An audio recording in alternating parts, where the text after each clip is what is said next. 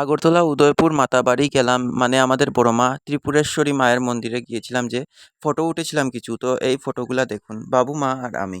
তো স্টার্ট করি। আজকে আমাদের ত্রিপুরা আগরতলা ত্রিপুরেশ্বরী মা মানে বড় মায়ের মন্দিরে আসলাম বড় মায়ের দর্শন পেতে। আর মা, বাবু, আমরা তিনজন এসেছি আজকে।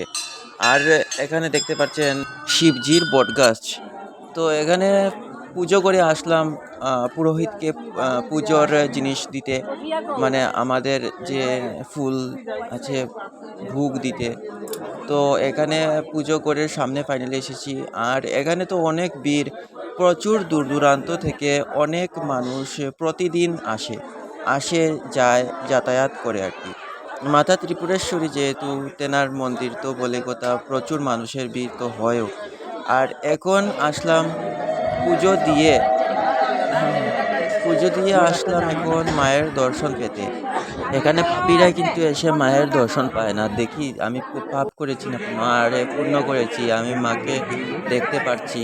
বড় মায়ের দর্শন পেলাম ফাইনালি। তো এখন বড় মায়ের দর্শন পেয়ে আসলাম দিঘির পাশে। তো এখানে দিঘি যে দেখতে পাচ্ছেন, অনেক বড় দিঘি।